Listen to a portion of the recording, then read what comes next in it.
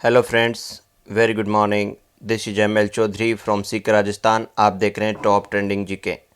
दोस्तों, the Hindu vocabulary 25 April और कुछ इडियम फ्रेजेज और सबसे पहले ये क्विज। स्वागत है सभी का एक बार फिर से चैनल पर।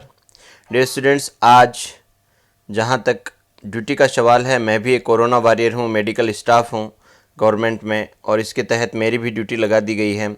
तो आपका एक क्विज़ तैयार करने के लिए मुझे सुबह 8 बजे उठना पड़ा है, और ड्यूटी भी दुर्भाग्य से वहाँ लगाई गई है जहाँ 5 पॉजिटिव केस ऑलरेडी आ चुके हैं। तो डियर स्टूडेंट्स, जय हिंद लिखिए कमेंट में, ताकि मुझे आपकी तरफ से संबल मिले, और दुआ कीजिए कि मैं सुरक्षित लौट आऊँ, ताकि आपके लिए रोज़ इस तरह के इंटरेस्टिंग सेशंस बनते रहें। आइए स्टार्ट करते हैं। सबसे पहले ये क्विज है, इस क्विज को आप क्रॉस मैच कीजिए, आंसर्स फाइंड आउट कीजिए, मुझे कमेंट बॉक्स में भेज सकते हैं। नंबर मैंने पहले ही आपको बता दिया है, 9461954560, जहां आप मुझे व्हाट्सअप मैसेज भी छोड़ सकते हैं। डियर स्टूडेंट्स, आइए आज के इस खास और इंटरेस्टिंग सेशन की शुरुआत करते हैं। The very first word is over jealous. उससे पहले मैं आपको बता दूं डियर स्टूडेंट्स, ये जो आर्टिकल है ये पूरी तरह से बेस्ड है आंध्र प्रदेश में रिजर्वेशन यानी आरक्षण की प्रणाली को लेकर, जहां एक खास वर्ग को 100% कोटा दे दिया गया है। तो जो सुप्रीम कोर्ट है उसने यहाँ जजमेंट दिया है कि ये कहीं न्यायोचित नहीं है।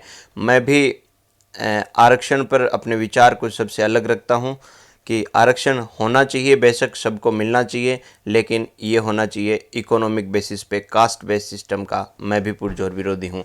आइए डियर स्टूडेंट्स, स्टार्ट करते हैं आज का पहला सेशन, और ये वर्ड है ओवर जीलस। बच्चे देखो, ओवर यानी बहुत ज़्यादा, जीलस का मतलब होता है उत्साही। जीलस वर्ड जील से आया है, जील का मतलब होता है अत्यधिक ऊर्जा, उत्साह या पैशन। तो ओवर जीलस हो जाएगा ओवर पैसिनेट या डिवोट या फिर आर्डेंट या फिर फर्वेंट, यानी अत्यधिक उत्साही, बहुत ज़्यादा एंथुजियास्टिक हो तो उसके लिए वर्ड यूज किया जाएगा ओवर जीलस। देखो, ये देखो, supreme court ruling stresses, supreme court इस बात पर जवाब देता है दैट ओवर जीलस रिजर्वेशन की ज़रूरत से ज़्यादा ये जो रिजर्वेशन दिया गया है टेंड्स टू अफेक्ट, ये प्रभावित करता है राइट्स ऑफ अदर कम्युनिटीज, जो दूसरे समुदाय हैं उनके अधिकारों को ये प्रभावित करता है। ये टू है बच्चे, टीपीओ लिखा गया, to affect rights of other communities, यानी दूसरे लोग हैं उनके अधिकारों को प्रभावित करता है। तो ये हो गया वर्ड पहला आपका over jealous, passionate, devote, fervent और आर्डेंट। नेक्स्ट वर्ड देखिए, दैट्स एनादमा। एनादमा का मतलब होता है अभिशाप। ए थिंग और एन आइडिया, एक ऐसी चीज़ या आइडिया विच यू हेट, तुम उसको इसलिए हेट करते हो, घृणा करते हो, because it is the opposite of what you believe, क्योंकि ये जो तुम सोचते हो उसके पूरी तरह से खिलाफ है। अभिशाप, जिसको मैं कहूँ जैसे साइंस अपन बचपन में लिखते थे, साइंस इज ए बून और कर्स, साइंस एक वरदान और अभिशाप, तो कर्स, डैमनेशन, बैन, और बहुत अच्छे वर्ड के साथ छोड़ के जा रहा हूँ आपको, दैट्स मेलेडिक्शन। ये वर्ड दोनों ही एग्जामिनेशन में पूछे जाते हैं।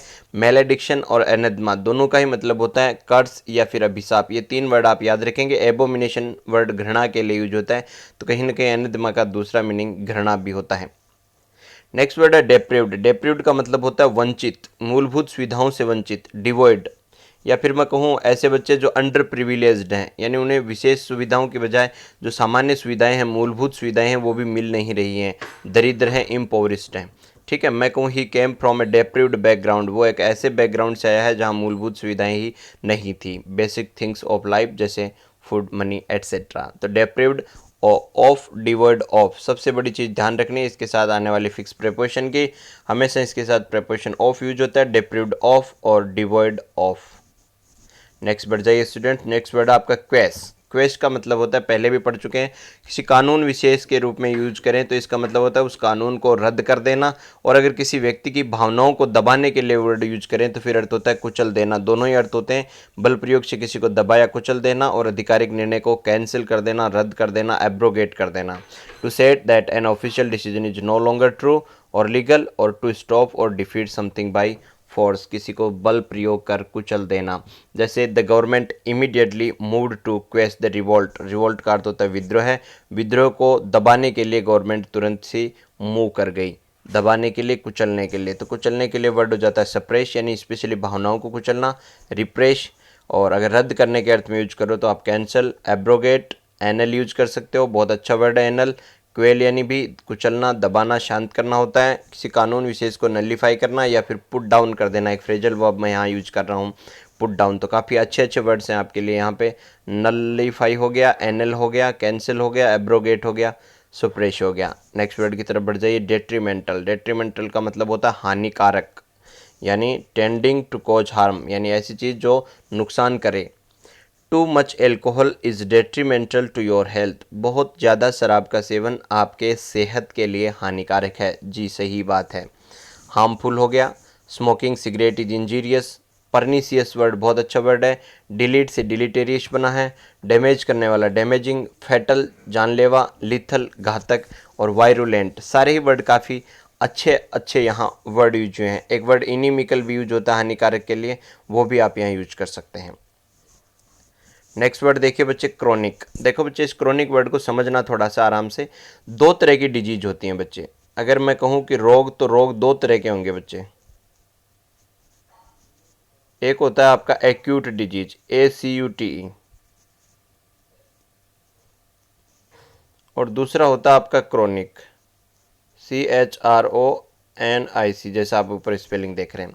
तो बच्चे एक्यूट डिजीज वो होती है जो तुरंत से हुई है या 1 2 3 बहुत ही शॉर्ट पीरियड में हुई है। जैसे मैं कहूँ मेरे को जुकाम लग गया तो ये एक्यूट डिजीज है। लेकिन मैं ऐसे कहूँ कि मुझे डायबिटीज़ की प्रॉब्लम है, तो ये नहीं है कल डायबिटीज़ नहीं था और आज हो गया, ठीक है, ये एक क्रोनिक डिजीज है। मैं कहूँ मुझे टीबी है, तो ऐसे नहीं है कल टीबी नहीं था आज हो गया, ये एक क्रोनिक डिजीज है, ठीक है। तो एक्यूट का मतलब होता है एक ऐसी डिजीज जो कल नहीं थी आज हो गई, जैसे कोविड-19 है, ठीक है, कोई वायरल इन्फेक्शन है। जबकि क्रोनिक होती है लंबी बीमारी। तो इसको बीमारी के सेंटेंस में याद रखिए तो बहुत अच्छा याद रहेगा।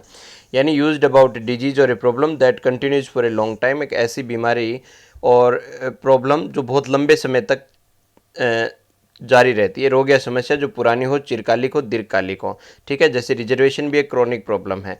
There is a chronic shortage of housing in the city, यानी रहने योग्य जगह है उसकी बहुत कमी है। क्रोनिक शॉर्टेज यानी लंबे समय से चली आ रही है।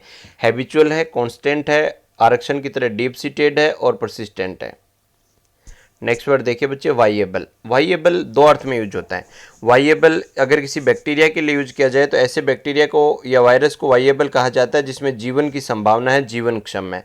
और अगर किसी काम के लिए मैं यूज करूं तो ऐसा काम जो प्रैक्टिकली पॉसिबल हो, व्यवहार में लिया जा सकता हो, ठीक है, ऐसा काम जो संभव हो सके, उसको वाइएबल कहते हैं। That can be done, that will be successful, जिसको किया जा सके और वो सक्सेसफुल भी हो जाए। जैसे मैं कहूँ I am afraid your ideas is just not commercially viable, मैं तुम्हारे आइडियाज से इसलिए डरता हूँ कि वो कॉमर्शियली वाइएबल नहीं है। अगर इकोनॉमिक रूप से देखा जाए तो वो प्रैक्टिकेबल नहीं है, प्रैक्टिकल नहीं है, फिजिएबल नहीं है, वो अप्लीकेबल नहीं है। 3 दिन पहले अपन ने वर्ड डूएबल के लिए फिजिएबल पढ़ा था बच्चे, ठीक है, बहुत अच्छा वर्ड है फिजिएबल। फिजिएबल का मतलब होता है प्रैक्टिकल, प्रैक्टिकल यानी प्राग्मेटिक। एक अच्छा वर्ड मैं और देके जा रहा हूँ आपको, PRAG, प्रैग्मेटिक, MATIC। प्रैग्मेटिक का अर्थ भी होता है प्रैक्टिकल, वो स्पेशली अप्रोच में प्रैक्टिकल है। ऑलबिट, ऑलबिट का मतलब होता है बच्चे ऑल्दो। ये कुछ लैटिन भाषा के वर्ड्स हैं जो यहाँ इंक्लूड किए गए हैं अपने इंग्लिश लैंग्वेज में, इनका खास ध्यान रखिए, आजकल इनसे भी सिनोनिम्स पूछे जाते हैं। ऑलबिट का मतलब होता है ऑल्दो, यद्यपि या हालांकि। मैं कहूँ ही फाइनली एग्री टू कम, वो अंततः आने के लिए तैयार हुआ। ऑलबिट अनविलिंगली, ये अलग बात है कि वो आया अनिच्छा से था, अनविलिंगली आया था।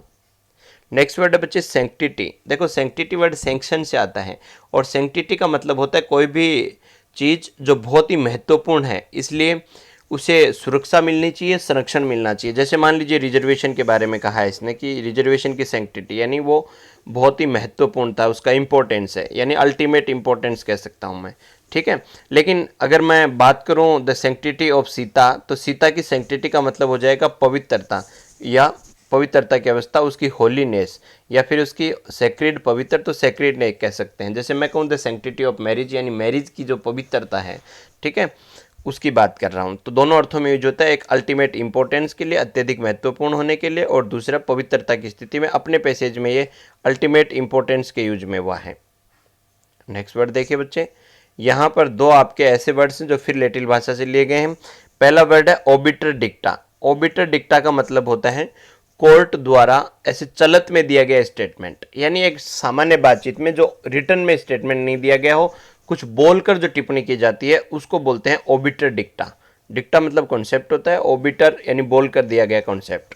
ए जज एक्सप्रेशन ऑफ ओपिनियन, यानी जज का कोई भी ओपिनियन अटर्ड इन कोर्ट, जो कोर्ट में ऐसे ही बोला गया हो और इन्हें रिटर्न जजमेंट या फिर रिटर्न जजमेंट में भी हो, but not essential to the decision, लेकिन वो डिसीजन के लिए आवश्यक नहीं हो, यानी डिसीजन में उसका कोई इंपॉर्टेंस नहीं हो, and therefore not legally binding as a president, और इसलिए उसको किसी भी लीगल डॉक्यूमेंट के रूप में एक्सेप्ट नहीं किया जाता हो, ऐसा स्टेटमेंट कहलाता है ऑर्बर डिक्टा। समझ गए होगे, चलत में कही गई बात कह लीजिए, एन इंसिडेंटल रिमार्क यानी किसी घटना विशेष पर कोई टिप्पणी कह लीजिए, वो हो जाता है आपका ओबिटर डिक्टा।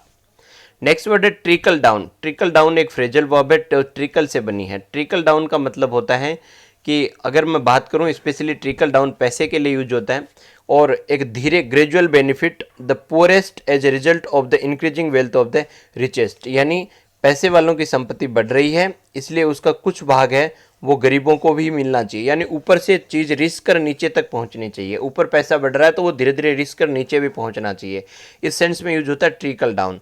जैसे मैं कहूँ wealth is failing to trickle down through society, कि जो पैसा है वो किसी खास लोगों के पास इकट्ठा हो रहा है, वो रिस्क कर नीचे वाले लोगों तक नहीं पहुँच पा रहा है, तो ट्रिकल डाउन नहीं हो पा रहा है। आज का नेक्स्ट वर्ड देखिए बच्चे, ब्रीच। ब्रीच का अर्थ होता है to break an agreement a law etc, यानी किसी भी नियम या कानून को तोड़ना, उसका उल्लंघन करना। पहले भी पढ़ चुके हैं, उसके लिए वर्ड वायलेट पढ़ चुके हैं अपन। वायलेट करना, रूल को इन्फ्रिंज करना, रप्चर करना, ब्रेक करना, ब्रीच करना, कॉन्ट्रावीन करना या फिर फ्लाउट करना। ठीक है, फ्लाउट करना, नियम को तोड़ना, कॉन्ट्रावीन करना, वायलेट करना, इन्फ्रिंज करना। जैसे मैं कहूँ ही अक्यूज द गवर्नमेंट, अब देखो अक्यूज के बाद प्रपोजिशन ऑफ आता है, यानी उसने आरोप लगाया सरकार पर, काहे का, ब्रीचिंग इंटरनेशनल लॉ की, सरकार ने अंतर्राष्ट्रीय कानून तोड़े हैं।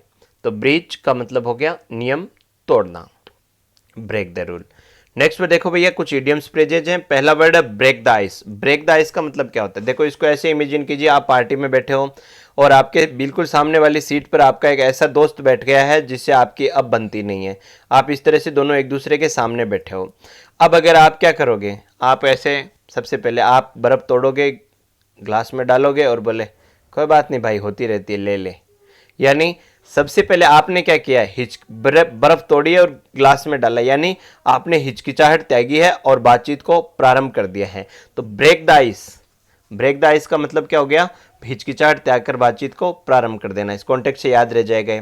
मैं कहूँ we had not been on talking terms, यानी हम बातचीत की अवस्था में नहीं थे या हमारे बीच बातचीत नहीं हो रही थी। बट व्हेन वी मीट, लेकिन जब हम मिले, एट ए पार्टी, एक पार्टी में, I had to break the ice, तो मुझे ही हिचकिचाहट त्याग कर बातचीत आरंभ करनी पड़ी। क्वेश्चन देखिए जरा, how did you break the ice in the party, तुम पार्टी में आइस किस तरह से तोड़ते हो, यानी हिचकिचाहट त्याग कर बातचीत कैसे शुरू करते हो।